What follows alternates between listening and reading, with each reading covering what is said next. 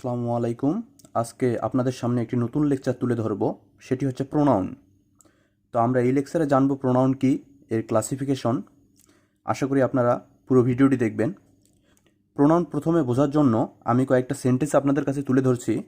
সেটি হচ্ছে, Rahim reads in class 6, Rahim is a good student, Rahim learns Rahim's lessons attentively, everybody likes Rahim very much. তো এখানে এই সেন্টেন্সগুলো আছে যে রহিম ক্লাস 6-এ পড়ে, সে ভালো ছাত্র, সে তার রেগুলার পড়া মনোযোগ দিয়ে করে এবং সকলেই তাকে পছন্দ করে। এখানে দেখেন বারবার আমরা যখন রহিম লিখতেছি কেমন জানি একটা লাগতেছে। হ্যাঁ, বাক্য হিসেবে ঠিক আছে, কিন্তু তারপরও একটা অর্থপূর্ণ ভাব আসতেছে না, একটা অগোছালো অগোছালো ভাব আসতেছে।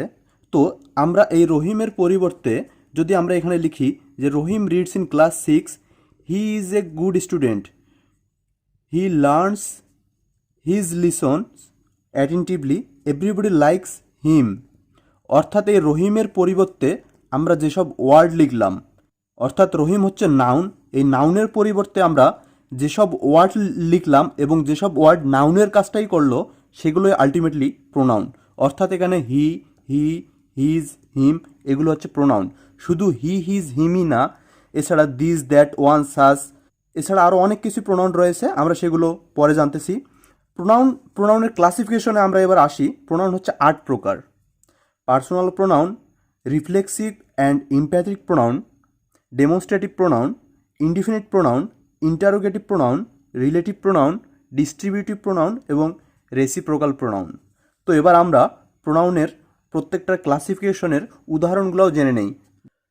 প্রথমেই পার্সোনাল প্রোনাউন। পার্সোনাল প্রোনাউন হচ্ছে I, we, you, he, she, it, they, এরকম পার্সোনাল জাতীয় ওয়ার্ডগুলো। এরপরে আসতেছে রিফ্লেক্সিভ অ্যান্ড ইমফ্যাটিক প্রোনাউন। এই প্রত্যেকটা পার্সোনাল প্রোনাউনের শেষে সেলফ ইউজ করলেই সেগুলো রিফ্লেক্সিভ বা ইমফ্যাটিক প্রোনাউন হয়ে যায়, যেমন myself, ourselves, yourself, himself, herself এগুলা। আর এই প্রোনাউনগুলো কখন ইমফ্যাটিক হবে?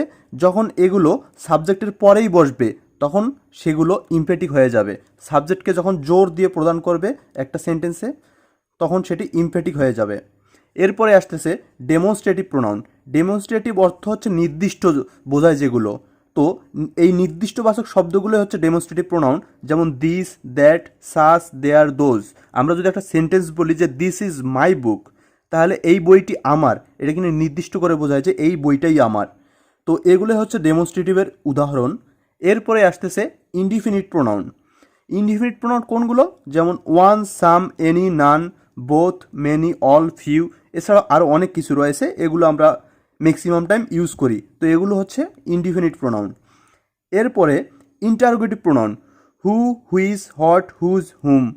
এই যে ডাব্লিউএস যে ওয়ার্ডগুলো রয়েছে, এগুলো প্রোনাউন হিসেবে ইউজ হয় এবং এগুলোকে ইন্টারোগেটিভ প্রোনাউন বলে।